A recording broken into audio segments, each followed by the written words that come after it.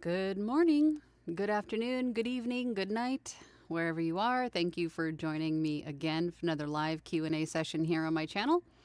If you're new here, welcome. My name is Angela. I'm a full-time voiceover artist and audiobook narrator, and my channel is dedicated to those of you just getting started out in this wonderful world of voiceover and audiobook narration. And through my channel, I share with you tips, tricks, techniques, things that I do every day in my own voiceover business, and then we get together in these weekly chats to talk about a topic or two. We'll see how it goes. But if you're not new here, then you know that every week we have a new poll, and that poll is generally the topic of the day. And today's poll is, what is your biggest challenge when it comes to auditioning for voiceover or audiobooks? And cast your vote. We have about 18 votes, and the options are: not sure my read fits the brief, meaning what it is that the client is asking for. Audio quality isn't good enough, that you feel your audio quality isn't good enough. Nerves, lack of confidence, or that you never get feedback or callback, so why bother auditioning if you're in that camp? So 36% of you, so the majority of you, said not sure if your read fits the brief, what the client is looking for. 14% of you, 12% of you said audio quality isn't good enough. And 29% of you said nerves or lack of confidence. And then 20% of you said you never get feedback or callbacks. Okay, so I think for the first option there, not sure my read fits the brief. Here goes my brain overthinking again. So this could be a couple of different things. Either you feel that perhaps you're not delivering what you feel the client is asking for, or you just don't fit it, period, meaning that they're looking for perhaps female versus male, or accents. You know, there's a variation in accents. You don't match the accent they're asking for, something like that, like specifics. But if we're talking about not sure if your read fits the brief, meaning that perhaps they're looking for a specific kind of read, or that you don't perhaps think you come across in the way that they're asking you to come across. Does that could go a couple of different ways, but I think more so the latter than the former. Because obviously, if it's a specific technical request, then you probably won't apply for it. So probably the latter.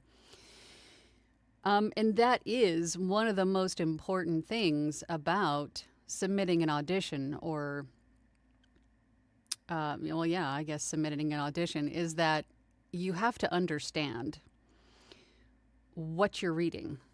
You have to understand the purpose, right? Or going back to the W's. And if you take the time to really understand who you are as the narrator, who you're speaking to, and why you're saying it, is really going to help you to understand what you're doing. So if you take the time to fully read through the audition script, and let's just say it is a nonfiction book, right? And these are typically educational in some way, shape, or form, right? So let's just say this book is about, homesteading, right? It's a book about how to grow your own vegetables, to source water, things like that. Educational.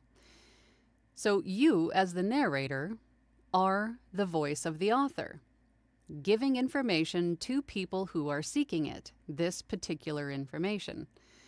So you want to come across as confident. You want to keep the read engaging. You want to sound as if you wrote those words. You have to sound like you know what you're talking about, right? So there's no character voices, but you have to sound like you know what you are saying and why you are saying it, that you are the educated one in this topic. Now, if we're talking about fiction, this is a section, the audition is a section of the story, perhaps where there is two characters having a conversation. You want to fully have an understanding, a solid understanding of what is happening in this scene. Usually we aren't given a whole lot of context, but based on what you have to go off of, make the best decision that you can. Make sure you understand, put yourself in those characters' places. How are they feeling? What is going on in this scene, right? Is someone upset? Is someone defending themselves? Are they having an argument? I mean, what is going on in this situation? If you can fully understand what is happening in the scene instead of just reading the words, it will naturally come across a little better, right? It'll sound like you're actually engaged in the story and painting this picture in the audition instead of just reading the words. Because if you have a full understanding of what the words mean and what is happening in this scene, it's going to come across a whole different way. I'm going to squish the tangent before I go off on a whole different road. But basically, that is what you want to do. And keep in mind, as we always say, whomever is listening to that audition, whoever is making the decisions about who to choose for this job, this audiobook, whatever it is you're auditioning for, the first few seconds is going to be crucial. Because it's usually within those first few seconds of hearing your voice and your audio quality that they're going to make that decision to either keep listening or to move on to the next. So be sure that your auditions start quickly, meaning there isn't 5 seconds of silence in the beginning. I generally don't slate unless it is specifically asked for. And when I say slate, meaning, hi, my name is Angela, I'm auditioning for XYZ book, or yada, yada, yada. Unless it's a voiceover job where I'm giving them 2 takes, then I will say take 1 of 2. That is the only time that I include anything additional. However, for audiobooks, the author or whomever's making the decision want to hear their words and your voice and to see if if you're the voice that matches the one that was in their head, what they imagined this would sound like. B, that you have an understanding of what you're saying, right? You're not just reading the words. C, and that your audio quality is up to snuff, right? There isn't a ton of air conditioning noise in it. There isn't, a TV in the background, things of that nature. So those first few seconds are super important. That's usually when they're going to make those decisions. If you're feeling that your audio quality isn't good enough, it depends on why you think that. If you're getting, as I always say, join groups, join peer groups, join masterminds, workshops, Facebook groups, groups that will allow you to get feedback on your auditions, like my Platinum group does. In fact, we do those every month, sometimes more. I allow that in my Discord and on my Facebook group. I allow people to submit audio samples for feedback because I feel it's important. If you don't want to join groups, which I wouldn't understand why you wouldn't want to for the camaraderie and support, but if you don't want to do that, then hire an audio engineer to kind of nip that in the bud from the start. Get your audio quality under control if you don't feel that it's good enough.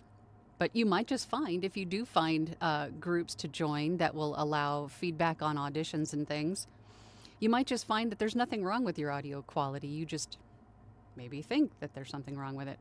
I can feel another tangent coming on, so I'm going to squish it right now. But get feedback or hire an audio engineer and just put that fear to bed right now from the start. That will help to build the confidence, which leads into the next option, right? Nerves or lack of confidence. I think what I just discussed with understanding the read, the purpose of the read, who you are and who you're talking to, and then understanding that your audio quality sounds as good as it's going to at this moment. I'm not going to say perfect because you know how much I hate that word. But those things will definitely help to build your confidence. And then as you continue to improve and audition and, streamline your workflow and things of that nature, that will help to continue to build your confidence. So you got to get in there, you got to get started, and you got to get involved. You got to keep learning, you got to keep growing and engaging with your peers and, revising your workflow, things like that. None of it is going to get better unless you get active, unless you get into it and start practicing. If you're fearful about submitting auditions because you feel like you're never going to get feedback or callbacks, meaning you don't get, the hired for the job, obviously, but if you don't get a message from the rights holder, from the client saying, hey, I've put you aside as top 3, top 5, whatever it is, that's okay. That just means that you weren't a fit for that specific job. If you're confident at that point that you submitted the best audition that you could, right? You were confident in the fact that you took the time to understand what they needed from you as the narrator. You understood the brief. You understood that your audio quality was good as it is, good enough as it is, and you're not getting hired for the job. That simply means that you just weren't the voice they were looking for. So go find another one. Go submit a few auditions, right? More often than not, it's just that you weren't the voice they were looking for. Now, in order to cross paths with the client who was looking for a voice like yours, you have to submit a lot of auditions, right? It's kind of like 50-50 luck versus talent or skill. It's a combination of the two. You have to be in the right place. And in order to be in the right place, you have to submit those auditions to have a chance at that place, if that makes sense. Holy tangent. But I think you guys know what I mean, right? I can't see any of you, but I can feel you guys going, yep. I hope. So I hope I addressed those options well enough. If you have questions on anything that I just said, and we are going to supply a few more tips throughout the course of our live chat today, I want to see if you guys have specific questions about these things. But really, it comes down to audio quality. Oh, that was another thing. If you're submitting for an audiobook audition, be sure that your audio file is in ACX's standards, meaning it meets ACX compliance standards. So the beginning of the audio file, the narration starts between a half a second and a second, that the RMS requirements are correct, right? Your RMS falls within between negative 18 dB and negative 23 dB, that your peak amplitude doesn't go past negative 3 dB. Remember, these are all negative numbers, so that was the other thing. Peak amplitude, the peak amplitude requirement of negative 3 dB, that is not your target. That is just a threshold. So if your RMS is within the right range between negative 18 and negative 23, but you're stressing out because you can't hit that negative 3 dB peak amplitude, don't worry about it. As long as you're not going past it, as long as you're not eclipsing it, you're fine. That's not the target. That is a threshold. So if you're at negative 3.87, that's fine. As long as it's not in the twos, right? That's all that means. And then, of course, the room tone at the end of your file is between a second and 5 seconds. So make sure that your ACX files are compliant. It's a good idea to get into the habit of doing that anyway, just so you can improve and revise that workflow, right? It's a good habit to do that anyway. And then also, for non-audiobook auditions, sometimes clients will prefer their files be in a specific way, sometimes. So another important reason that you should always review the details, the briefs, the descriptions, the tech specs, if there are any. Some of my clients will request files that are completely raw, meaning no processing, no nothing, no editing even sometimes. Just record it, save it, send it, right? Maybe they'll want it at a specific sample rate, maybe a specific bit depth, right?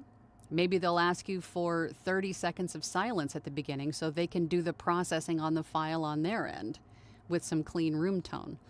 So it's important to read the tech specs along with the brief, whatever's included.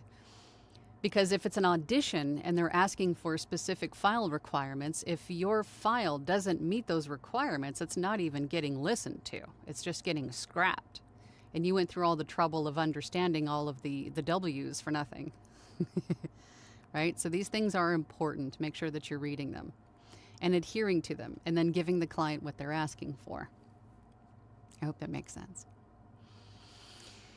All right, let's get over to the comments now and stop my ranting. So let's see who was first in. Dwight. Hey, Dwight. Usually Caesar beats you. Where is Caesar at? Caesar here? Where is Caesar? Caesar. Good morning, Angela and my fellow VO artists. May your noise floor be low and your spirits high as you go after the gigs today. Thank you, Dwight. You're always uplifting. Paul is here. Hey, Paul. Good day, Angela et al. No recording yet this week. Just as well. It's too hot. My biggest challenge is finding enough projects for a British voice that aren't just offering royalty share. I find it usually just kind of goes in waves, right? It's sort of like whatever's... Is it a trend, though? I guess. I don't know. Because ACX, the platform ACX, has authors, listing books for auditions and then offering book jobs. I mean, this is happening all throughout the day, every day. So it's going to be constantly changing what books are available to audition for. And then depending on the trend at the time, because if you think about it, much like we all gather in weekly chats to gather information to improve ourselves and our businesses, authors do this too. They also have masterminds, they have workshops, they have Discord groups, and then somebody will say, hey, you know what? I think Royalty Share Plus is the best option, and this is why.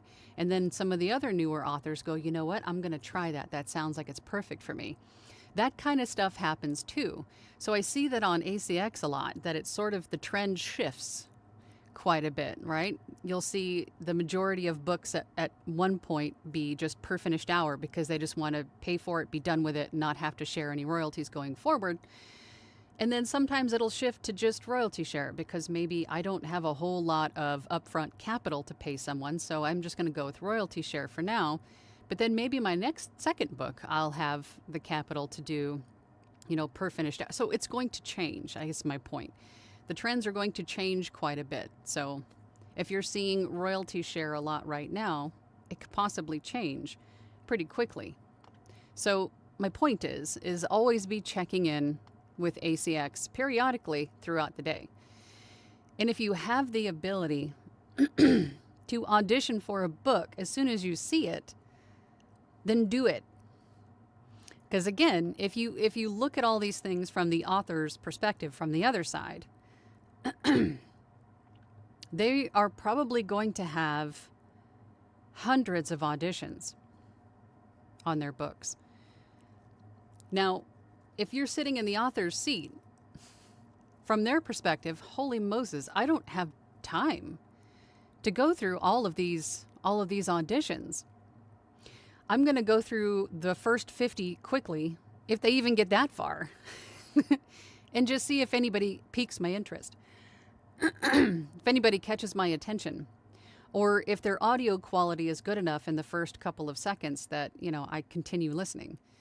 So my point is, audition for it as soon as you see it if you want it, because there's a good chance that if you're in anything submitted after 50, you might not even get listened to.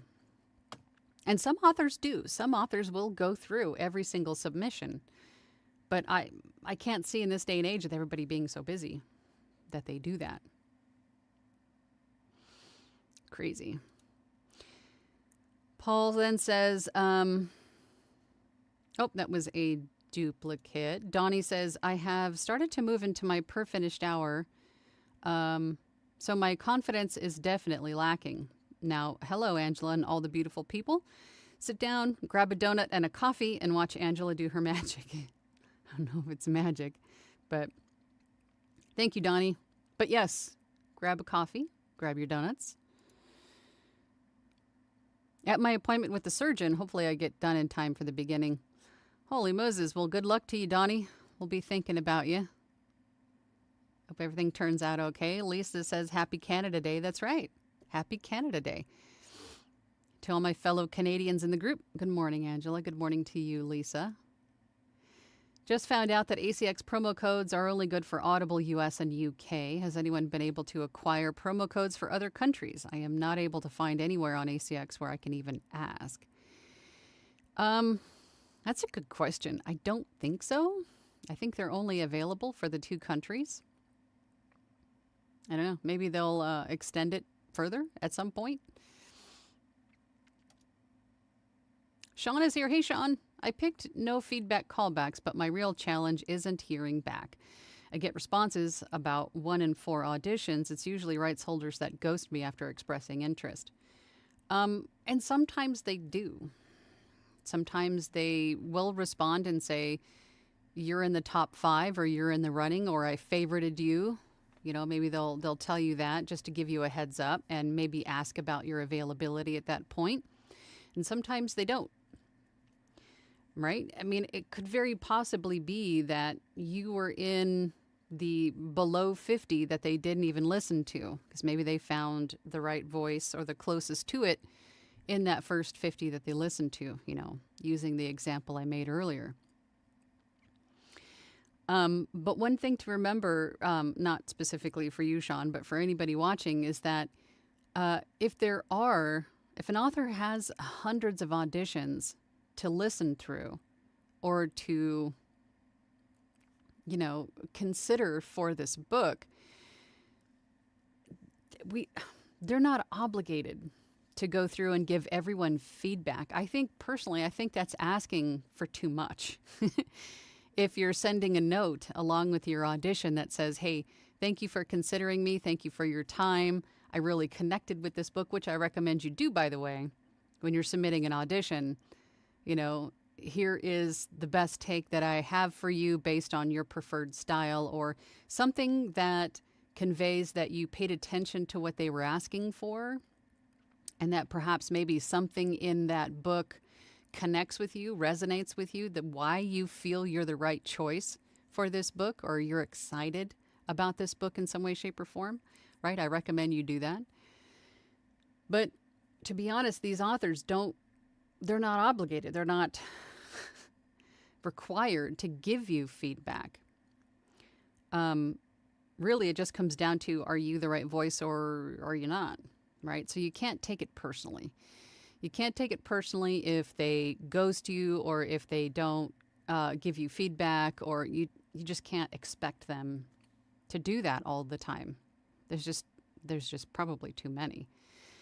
All they're obligated to do is to go through all the auditions and pick one that works, right? That's really what they're obligated to do. But it's nice when they do keep you posted, but not all of them do. Carol is here. Good morning. Listening in while walking my sweet booth buddy. Aw. Paul says, Lisa, afraid not. ACX only issues promo codes for US and UK. Ken is here. Hey, Ken. Morning, Angela et al. Good morning to you, Ken. David is here from Hamilton, Ontario. Lisa says to Paul, thanks for the confirmation. Hopefully one day they will add us here in the Great White North. We really have nothing much to do in the cold winter months but read. Pamela is here. Good morning. Jules, hey Jules. Morning all. I've brought donuts for everyone because today is fantastic. Yes, it is. Now my stomach is growling. Thanks, Jules. Dwight says, I did my first audition in a couple of months yesterday. I've been super busy with the class stuff and personal life. Back at it now. Good for you. Good for you.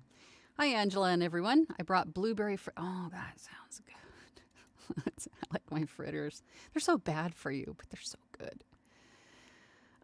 Tanya's here. Good morning, Tanya. Or good evening for you. Good evening, all. I do the best I can with the information the rights holder has given and the contextual info.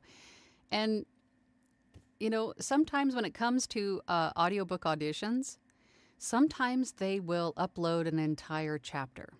Sometimes they will upload just specific scenes. Sometimes they will upload the entire manuscript. And that is another question I get a lot about, is how much of this do I actually provide in an audition? If the author uploads an entire chapter, for example, that doesn't necessarily mean that the audition has to be the entire chapter. It just means that perhaps that was the only section they could figure out how to upload. Or maybe they're just giving you like dealer's choice. Pick a scene and narrate it, right? Same thing with the manuscript. If they upload the entire manuscript, maybe that's all they could figure. Here's the manuscript, pick something. It's not, you're supposed to read the entire thing. Now, if the author gives you specific scenes, that is usually for a reason. That usually means they want to see how you handle specific emotions or context, right? They're giving you an idea of what is in this book. Sometimes, like if it's a romance book, perhaps, and they want you to see what you're going to be narrating. Like, how bad can this get? Bad, meaning like how spicy, perhaps. But it's usually they want to see how you handle different emotions and how you paint specific scenes. Now, if they give you 20 different scenes, that doesn't necessarily mean that you have to provide or narrate all 20 of those scenes in the audition. I would pick perhaps the couple that would be the most impactful for your audition, and the one that is the one you feel that you nailed, put that one first, I would say. Because you obviously want to grab their attention and keep it, right, and get the job. But yeah, sometimes you don't have a whole lot of info. Maybe they just give you that one scene, like Tanya said, and there isn't a whole lot of, well, there isn't at all anything preceding or coming after. So you really just have a small little snippet, and you have to sort of, okay, well, what could possibly be going on in this scene based on what I have, and just do your best with that, right? Because that's all they give you. And then you can also include in the message with your audition at that point, based on what I was given, this is what I came up with. Obviously, I could, once I have the entire manuscript, then it would probably sound a little bit, it'll flow a little bit better or sound a little bit closer to what you were probably looking for. But if I've only got 5 sentences, this is all I've got to go off of, right? So just do your best with what you have, what you are given. Rochelle is here. Good morning, Angela and everyone. Definitely feel my voice doesn't fit what they're looking for.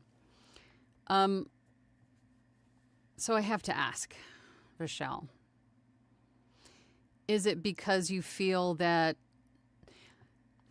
because you said you don't feel your voice, does that mean that you're being your own worst critic, or that you can't emote, or you can't give them what they're asking for due to maybe an accent, or, specifically when you feel that your voice doesn't fit what they need? I would say if it comes down to a specific accent or something, then, much like myself, I know my weaknesses. I know that I'm not great at accents. So I'm not going to apply for a job where they're looking for an Irish accent, right? So if that's the case, understandable. But if it's something that you're saying, oh, well, I hate my own voice, then I don't think I'm going to, just throw that out the window right now. You can get with masterminds, workshops, coaches, and get better, right? If you want to learn the craft and hone it, then that is something that you can do in the future. But don't hate on your own voice. Don't. Because what makes your voice different from everyone else's could be the thing that gets you hired, right? Your opinion of your voice, as I always say, does not matter. So stop hating on your own voice. It depends on what the client thinks of it. Does it fit? Yeah. Do you hate it? Maybe. But the client loves it, right? So your opinion ultimately does not matter. So don't tangent. Smash all the things. Yes, do all the YouTube-y things. Do all the YouTube-y things. If you're watching this in Team Replay, please click the like, subscribe, share, notify, all of the buttons, all of the buttons. All of them. Do them all. Eric is here. Hey, Eric. Hello, hello. I think it's healthy to have a little bit of concern regarding if you're nailing it, no matter your skill level. Does that make sense? Yeah, because I think more so in the beginning, because we're still learning about how we are getting things out. So we have to make sure that, like, we're not sure if we're actually getting the emotion out that we think that we are. And then also I find that a lot of the times in the beginning that we, when we read a book, we read fast. So we think that as we narrate, it's going to be as fast as we read, and that is not the case.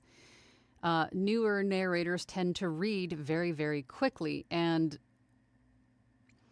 we have to remember that as a narrator, we don't have body language. We don't have the facial expressions that the listener doesn't have all of those visual cues.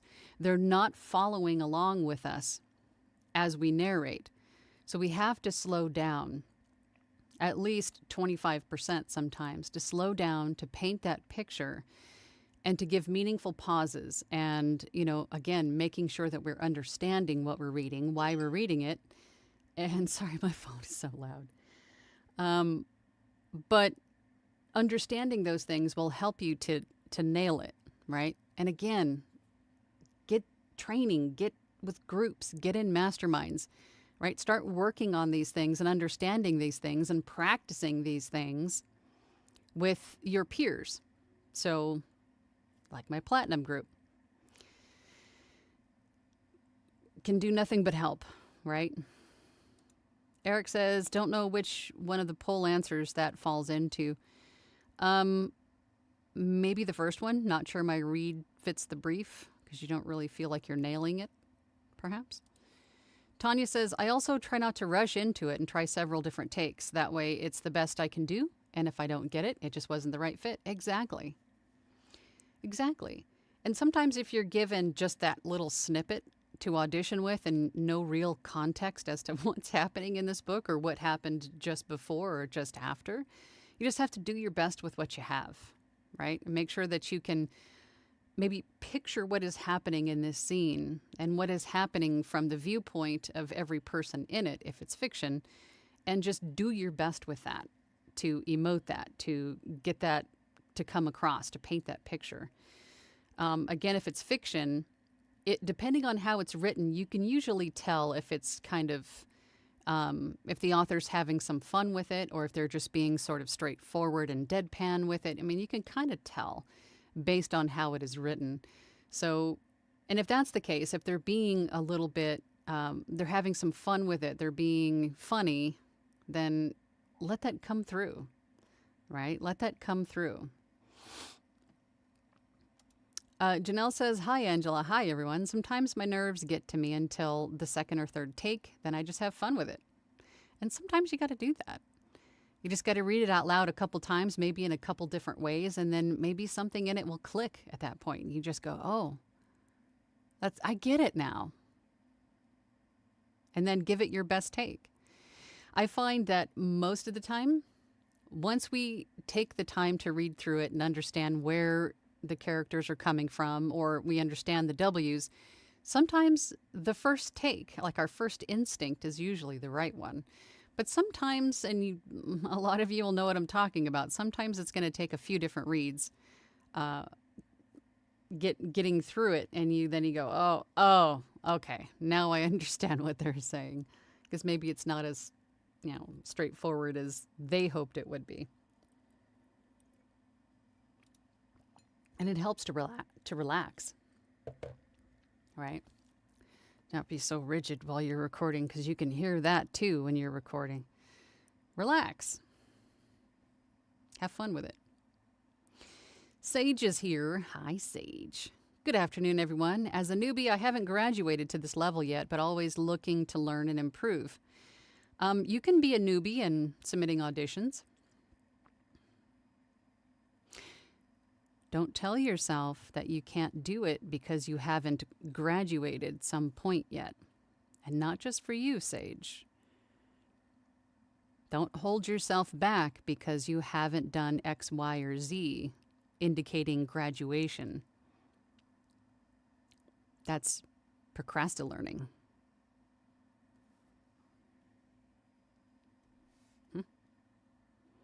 Right? Alicia says, hi, everyone. Hi, Alicia. Tanya says, I also auditioned for a project looking for a male voice and messaged the rights holder to say I was interested. Would he consider me? And he hired me. Good for you. If you don't ask, you don't get. And don't be afraid to ask those questions. I find a lot of new narrators and voice actors, for that reason, or for that matter, are afraid of asking clarifying questions. If something isn't clear, it's okay to ask. It's okay to counter, right? If you're in the middle of a negotiation or they offered you something, it's okay to counter, right? Like, for example, for an audiobook, if they hit you with royalty share and we love your voice, let's go. And maybe you're more interested in royalty share plus because maybe the book is a little bit on the longer side and it would make sense for you to do royalty share plus. Ask them. Explain to them what it is and why you're asking for it. Because perhaps maybe it's a little bit longer than you would be comfortable with for royalty share. Maybe it's like an 80,000 word book or something. I mean, it's okay to counter. It's okay to ask clarifying questions. It shows that you're invested, you're professional, you're interested, and you want to make sure that this is right for both of you. There's nothing wrong with asking questions. It doesn't make you look bad. It makes you look better, if anything. It makes you look vested and professional. It's better to ask questions than not. Do it. Kantia says, hello. After a few weeks hiatus, chocolate croissants and donuts for everyone. I love it. Rebecca, I'm loving those TikToks. She says to Tanya, that's hardly fair. Your voice is freaking magical. It is. It is. I think Tanya could probably approach any author and say, hey, I know you're looking for, I don't know, a woodpecker. Hear me out. And then she'd get the job. Stupid example, but Tanya does have a amazing voice. Glowin says, good afternoon, all. I brought donuts because I'm late. Thank you, Glowin. Hang on, I gotta turn the air conditioner back on. It's getting hot in here.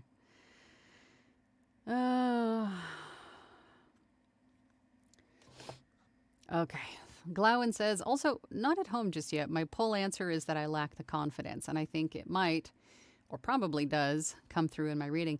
And if you think it might, then it probably does. So, and that's a hard one to overcome. The lack of confidence. That's a hard one to overcome on your own, for sure. But there are little things that you can do to help you to build your confidence. And that is to just sort of, when you're submitting the audition, just putting the blinders on when you click submit, right? Or sort of detaching from it. I think to do the actual recording itself, you could do the, counting down from 5 to 1 and then the act, meaning just hit record and then practice the audition a couple of times while it's recording and then give it your final take, and then stop the recording. And then when you go back into the playback, just delete everything that doesn't sound right and then just send that final take if you feel that that was the right one. But we are our own worst critics. And then, again, another great reason to join groups, because if there is something that is needing attention to be fixed, to be improved, to be adjusted, then your group will tell you. Then you can address it and move forward. Or maybe you're just telling yourself that your audio quality is garbage, and then you get peer feedback from your group, and they're like, what are you talking about? This is fantastic. We are our own worst critics, and usually we plant our own seeds of, self-limiting beliefs. We do it a lot. But usually if you're not feeling confident, it more than likely is going to come through. Aw, shucks. Yes, magical, Tanya. Caesar's, oh no, Caesar's sick. He pushes himself too hard. Joy is here. Hey, Joy. Hello, everyone, from nice, sunny Southfield, Michigan. My issue has been with my DAW. I switched from Audacity to Reaper, and I'm still dealing with the learning curve. And you've been in this for a while now. I can understand where switching after working with Audacity for so long might be a little bit of a learning curve. I switched early. Maybe a few months, right? I used Audacity for about 2 or 3 months, and then I switched to Audition. So it was everything was still relatively fresh and new. Wasn't trying to relearn a bunch of things. So I could see how that could be, a little bit time consuming. Dwight says Caesar won't be joining us today as he is feverish and not feeling well. Caesar, if you're watching this, I wish you a speedy recovery. I'm hoping Caesar is in bed. I hope he's asleep. Yes. Sending Caesar healing vibrations. Caesar, if you're listening, we're sending all the good juju your way. Rest, hydrate. Happy early evening from the UK. What other sites do you actively get audiobook work on outside of ACX? I get audiobook work on Fiverr, Upwork. I also have authors reach out to me directly from my YouTube channel, from social media. They find my website and reach out to me directly. There are a few other rosters that you can get onto, but I have not had as much success on those than I have with just, authors finding me directly or finding me on the freelance marketplaces. I think social media is probably one of the best avenues for marketing yourself right now, to be honest. But, getting into Facebook groups and giving insight and, engaging in different groups will definitely at some point spread throughout the algorithms and the interwebs. And then you start to make those connections with not only authors and publishers, but with other audiobook narrators, which will help push you further out into the algorithms. But long story short, you have to get out there. You have to be seen, heard, in this case, for us. So that means putting yourself out there. You got to do it. Paul is here. Good morning. Brought the donuts. Thank you, Paul. Lisa says, have not been auditioning lately. No studio at the moment, but I have been sending samples of my previous work. I do add in the comment section the reason I'm not recording their audition piece. Because you have no studio. That makes sense. I understand what you're doing, but I don't know if, from an author's standpoint, I don't know if that would be something that you should be doing. Because from an author's standpoint, if I wanted to start tomorrow, if I wanted to make a selection today, knowing that you can't might hold you back. However, if they are an author who is just kind of dipping their toes in to see what this is all about, then, and then keeping you on file for later, that could be a good thing too. But just, I guess, know that it could go either way, depending on the author's timeline or their time frame. But it's better than, either option is better than not auditioning at all, I suppose. So I'd say that's a good thing. I hope that made sense.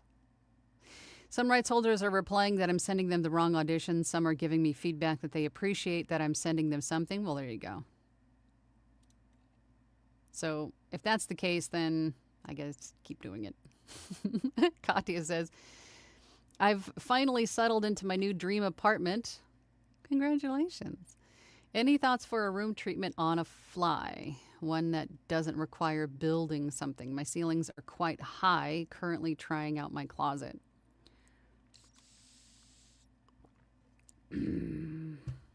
If your ceilings are very high and the closet doesn't work out, then you might have to build an armature with PVC pipe and moving blankets. Or at the very least, it's really going to depend on the room. It's really going to depend on the room, how large the room is, how high the ceilings are. But your best bet is just to do some test recordings. Where we do the clap recording in a spot and then listen to the playback and see how much echo, what it sounds like. I'll typically record, when I was testing my room, I would record Mary Had a Little Lamb, just do like a nursery rhyme and then a clap, and then listen back for echo, sibilance, right? That will tell you where to move your mic, which walls to treat. But if you have a room that's really super large and high ceilings, it might be hard to control the echo in that environment. So you may have to build something to sort of contain your voice within a space, the vibrations, if that makes sense. But what I would do in your situation is probably hop on to YouTube University, and start looking for some solutions, some creative solutions to what you got going on, and just get ideas, make some notes. You might have to come up with something if the closet doesn't work. Ken says, connecting with the book is a good thing. The last two I just finished were both on subjects I really enjoy, pizza and wine. You scored. I don't know anybody who couldn't connect with pizza and or wine. Lucky. Lisa says, I think sometimes rights holders don't read messages we send, and sometimes they don't, and sometimes they do. Sometimes they listen to our auditions, and sometimes they don't. Sometimes they read our bios, and sometimes they don't. Sometimes they'll even go as far as going to your website, and sometimes they don't. Sometimes they'll go on to Audible and see what other books you've done, and sometimes they don't. There's a lot of, what ifs, but that shouldn't stop you from doing it, because to those that are considering you and reading through your messages, it could be just the thing that, the reason they hire you. So it's better to have it on there than to not. It's better to include a personal message than to not. Tanya says, if a rights holder queries my rate, I respond politely that it's not set in stone, assume they won't go any further, and get on with my day. Sometimes they do and sometimes they don't, although what I typically do when someone asks for my rate, I just give them my rate. I don't move on my rate unless they come back and say, well, our budget was XYZ, or this is my first time, I have no idea what I'm doing, I can't afford that, but, are you flexible? Then that is the point where I'll say, well, okay, well, what are we thinking? And try to come up with something that works for both of us, right? That is when I say I'm flexible. But if they ask for my rate, I give them my rate. It's not unless they come back with something is when I'll try to work something out with them. Adam says, I sometimes have trouble determining the level of emotion the rights holder is seeking in the audition. And that's really going to depend on what is going on, right? And one thing that we talk about in my Platinum group a lot when we work on emotions or having emotions come through in the right way, one thing we always say is to give it 20% more, or 50% more, or 100% more in some situations. Because I think a lot of you guys have watched me for a little bit of time now. And so if I told you I was happy, and you can see my face, if I told you I was happy, you could tell that I was happy, right? But for someone listening to my voice for the first time and not seeing my face, that didn't sound very happy. I mean, maybe a slight smile, but, I didn't sound upset, but I didn't really sound happy either. But if I wanted to come across as no doubt happy, I would really have to overdo it a little bit. I'm really, really happy, right? So sometimes you have to give it 50%, 100%, depending on your personality. And that is the acting part in voice acting, is knowing what is happening in this situation, what is happening in this scene. Or if I'm really sad, I mean, I don't sound happy right now, but I don't necessarily sound sad. I would really have to overdo it to sound sad, right? So sometimes you got to really turn it up, that emotion, to make sure that it comes across that way. And then at that point, you're just doing the best that you can. Depending on the context, of course, or as much of it as you're given. Jamie says, hi all, I just have a standard one that says, thank you for the chance to audition, and I look forward to hearing from you. And sometimes that's enough, just engaging. But I would definitely add something about the book that resonated with you. And it doesn't have to be a long paragraph. You could just say, I can totally relate to this, or this is really interesting to me, or, whatever it is that piqued your interest in auditioning for this book in the first place. Include that in your message. And again, it doesn't have to be long. But at the very least, like you're saying, thank them for their time. Thank them for the opportunity. thank them for their consideration, however you want to word it, but be grateful and say, hey, thank you. I appreciate it. I hope to hear from you. I look forward. You can even use the assumption. I look forward to hearing from you. I look forward to working with you.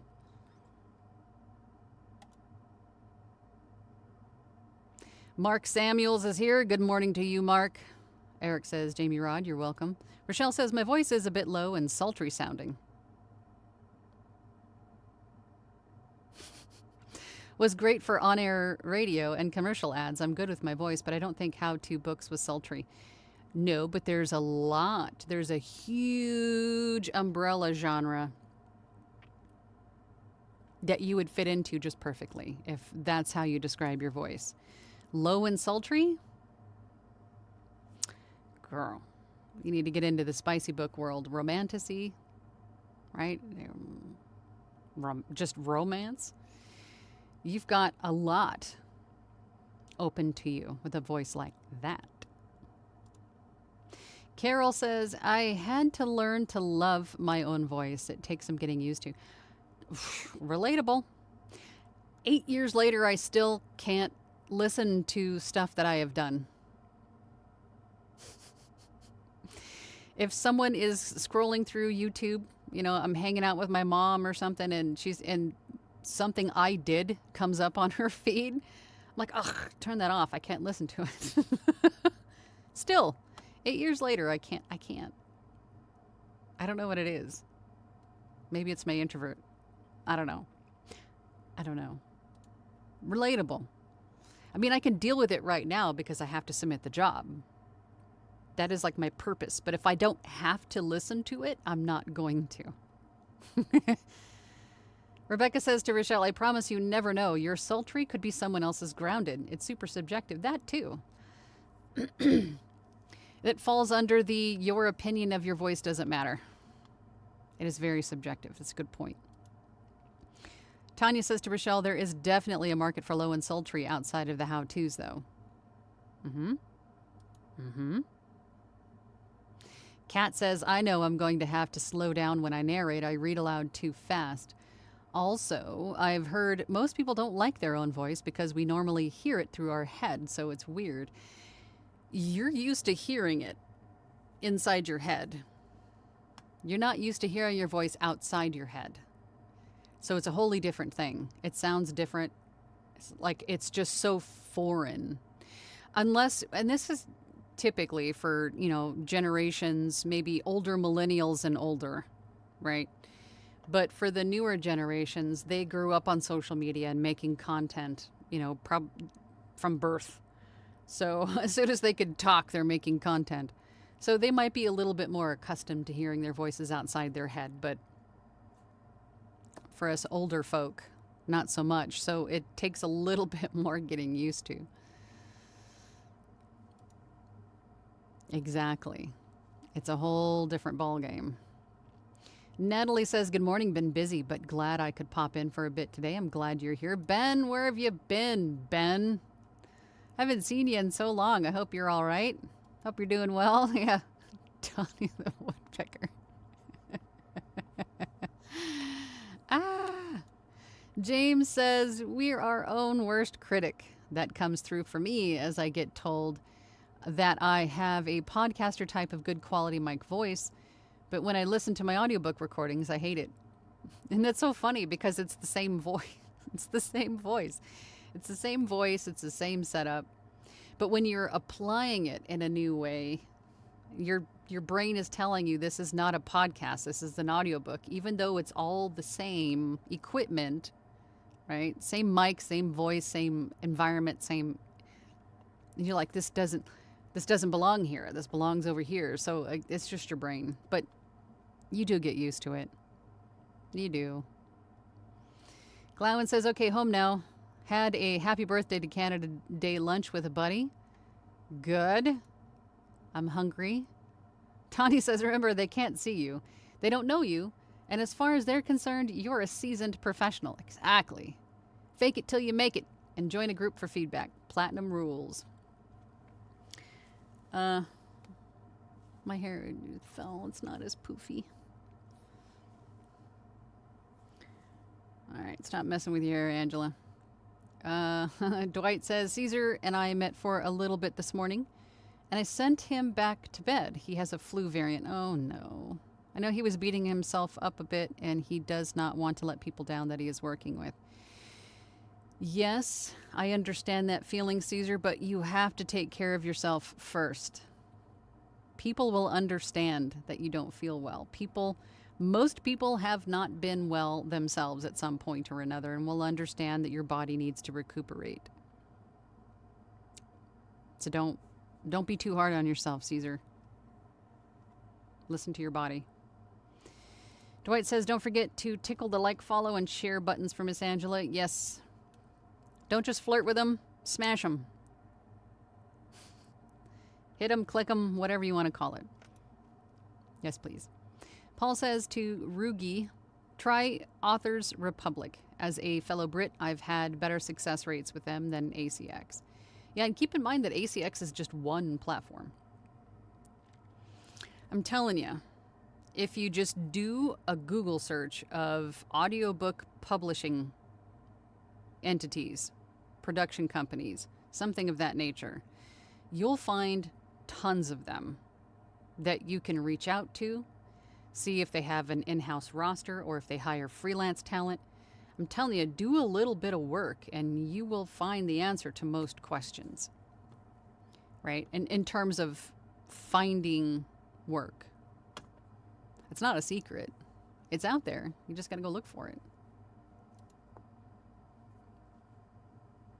Dwight says, Angela, how did your interview go yesterday, and how are? Oh, the podcast. The podcast, actually, I was asked to guest on a podcast last week. However, they were having technical difficulties. They had internet issues. Something about the networks or something. But this is the second time we've had to reschedule, so we'll probably have to reschedule again. But they approached me. It was like a voiceover. It was another voiceover channel. But I have guested on, I think, four different podcasts now, and all of them have reached out to me. I think they found me on my YouTube channel or through my YouTube channel. Jewel says, Lisa, have you tried recording in your car until you have a studio again? Great point. There's a lot of voice actors that have and do record from their car.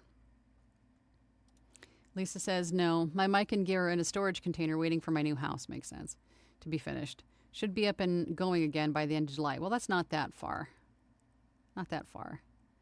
Trina says, I've used a pop-up cabana for my studio. That's cool. I know an author who is narrating his own audiobooks who has converted a sauna into a recording booth. It's not working, obviously. It's not on while he's recording, but it made for a great recording studio that he already had on hand. So, I mean, you just got to get creative, and use what you got. Lisa says to Jules, I know, I'm going through withdrawals, not being able to talk to myself in a dark closet. Kat says, for Adobe Audition, do you have to pay a subscription fee for each computer you put it on? No. And I think you can put it on 2 or 3 devices. Double check me on that. But I think you are limited in the number of devices you can use it on. But it's not for each, unless you need more than 2 or 3 devices, which most of us don't. I'd like to start learning Adobe Audition and practicing punch and roll, but not if I have to pay for it twice. No. I'm able to use it on my laptop and my desktop at the same time. Alicia says to Katya, I recently purchased Cube's unit and acoustic foam to make my own voice box. Still fixing it together. You hear my stomach growling. That's my way of setting up my recording space. Let's see if we can find... Oh, here's an answer to your question, Kat. Paul says you can activate Adobe Audition on 2 devices. You can install on more than 2 systems, but only activate on 2 at any one time. Doop-a-doop. Yes. Join my platinum group. Yes. Ken says, who is a new member, said, Rochelle, do it. I joined last week after debating with myself for a couple of months. Kat is also relatively new. She said, I joined the platinum group moments before Thursday meeting. I'm loving it. Join soon. Glad you guys are enjoying it. And you guys got to see Wheel of Emotions. That was last week, and that's always fun. Voiceover by Forever Young is listening from South Dakota. This topic totally relates to me. Good. Seeing a lot of new names. I'm glad you guys are finding me. And if you've been lurking and don't like to comment, that's fine. But if you have questions, don't be afraid to ask. There's no such thing as a dumb question. I want to impress that upon you now. I do this every week to help you guys get unstuck and to move forward and to answer questions that you have. These live chats are based on like questions that I get just preceding, the live chat every week. So if you have a question about something, nothing is dumb. Nothing is like people are going to think I'm a dumb newbie, whatever. Stop it. Just ask the question. We all had the same questions in the beginning. So there are no dumb questions. I don't expect all of you to just magically know the answers to everything. But that's why I'm here. I'm trying to help you guys. I'm your cheerleader. I'm your butt kicker, whatever you need me to be. But I'm going to do it because that's what I want to do. I'm like drawn to do that. I want to help. So tell me what you need. Ask the questions. Don't be afraid. Yes, Alexis, we'd love to have you. Because the platinum group, my platinum group, is not just about what I think. Yes, I share a lot of information. Yes, we do tutorials. Yes, we review websites. We do all of these things that are important as a business owner and a brand new voice actor audiobook narrator. But we also value and incorporate everybody else's opinions too.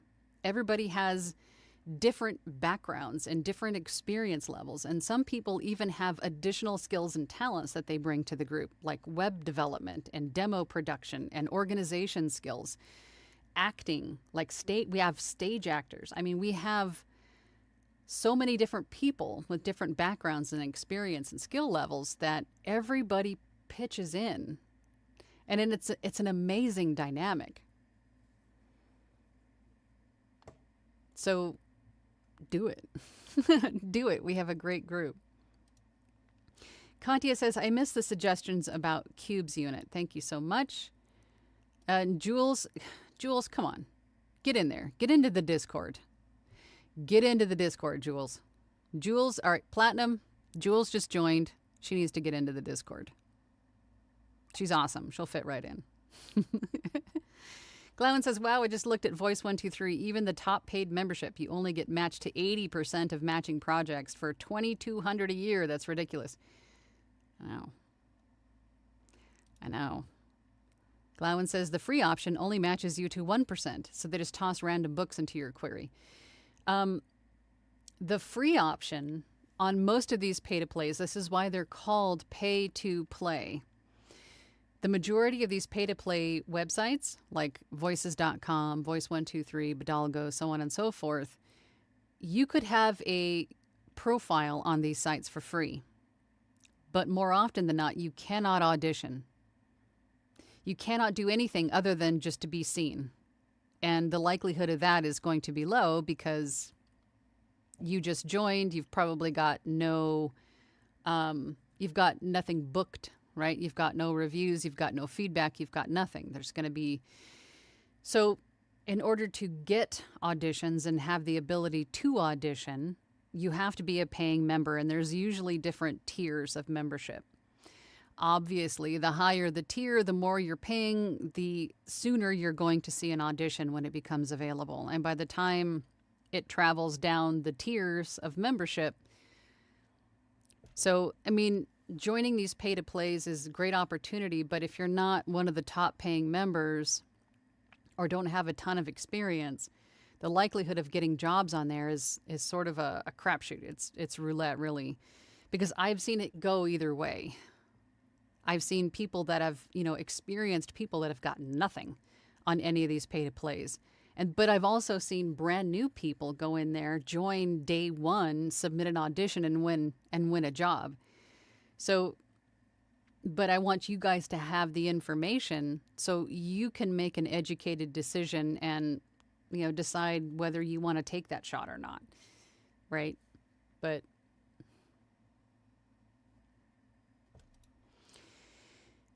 Kat says, I've been looking at past Thursday meetings and I'm learning from them as well. Yes, we record all of our Platinum group meetings. They're all recorded and they're all posted on my website. So I think we're up to, we just passed 200 not too long ago. So there are quite a few meetings to go through. Greg, I'm going to say it again. Greg Cooper says, I've done about 10 books so far. Mostly royalty share. How often do you find they pay off? Mine haven't had much return yet. Yeah, with royalty share, you really got to do the research on the books first. You have to have a good idea if the book, if it's like an evergreen topic, if it's going to sell well, how are the ratings on it? Is this a new author? Are they doing any marketing? There's a lot more sort of, behind the scenes Scooby-Doo work to do on a royalty share book versus any other, for sure. But there really isn't a set way to determine if this book is going to make you money or not. Obviously, the more marketing you do, the more chances you have. You and the author should both be marketing the book if you're doing royalty share, because that only benefits them, but it benefits you, obvi. So, but I mean, on the same token, it's the opportunity to go through the entire process from A to Z in audiobook production and sort of, throwing yourself into the fire and figuring it out as you go. And then just think of the confidence you're going to feel, right? Not just for you, Greg, but for anybody considering starting with a royalty share book. Even if it doesn't, even if it doesn't sell well, you're still going through the entire process. And then the confidence you feel after that first one is done is the fuel to the fire to push you forward. Losing my voice already. To push you forward to getting more auditions in, to keep going, right? It fuels your why, I guess is what I'm trying to say. Jules says, I'm trying. I've been busy making deals and updating my Fiverr and waiting on garbage trucks to finish driving through my neighborhood. Jules, it takes 2 minutes, maybe less than that, a minute. Just do it. I know you're doing all the homework I gave you, which is good, but trust me, you're going to get a lot from our Discord group. Dwight says, Jules, get in there and go directly to startup. Then watch Do You Discord. It will help you with everything right off the bat if you're not familiar with Discord already. Angela's Platinum Discord is a uniquely powerful tool. Yes, it is. Ken, no, they're on you now, Jules. Ken says, Jules, garbage trucks, construction renovation noises from nearby, the noisy crows and magpies, and the yahoos and loud mufflers. The joys of home recording. Had to bail out Thursday after the first hour. It's my regular Aquafit night, but the recordings are great. I'm glad you guys are there and enjoying it. Rebecca says to Jules, enter additional peer pressure here. But seriously, the group really helps. Yes, it does. Was there anything else that I didn't cover? I think I touched on everything that I wanted to touch on. I do have notes. Pacing, technical specs, polite note. I think that was just about everything. So, but the biggest part of auditioning is submitting the audition, right? I think a lot of people will get stuck at that point where you just go, like the hopes and dreams, and you're just like, if I click this button, it could go well or it could suck. or it could not go well, right? It's either one or the other. Which way can this go? Am I going to be absolutely crushed if my voice wasn't the one they were looking for? Probably not. There's thousands of other books out there that I can audition for. One author telling me that I was not the voice for them is not the end of the world. There's thousands more out there. And a percentage of them could be looking for a voice like yours. But how do you find them? You find them by auditioning. It's like putting your hand out and shaking a hand. Hey, nice to meet you. I'm a voice actor. Can we be friends? Right? You're not going to get a book offer unless you're doing that. But then also, if you're submitting auditions, for those of you on ACX, if you're submitting auditions, don't forget to also post those auditions as samples. Because remember, 60% of jobs booked on ACX are from auditions, and the other 40% are through the samples. So make sure that you're doing both. Okay? Jules says, okay, I'm going. Good. Keep an eyeball on you, Missy. Bill says, after recording and processing, do I have to do anything else after that, or do I just submit finished work to ACX? After recording, processing, mastering, making sure that the file is meeting ACX's standards, then you just submit the audition and then leave a note. Thank you for thank you for your consideration. I really resonated with this book. Some sort of a personal note, but be sure that you're grateful, thank them for their time. I look forward to working with you, something like that.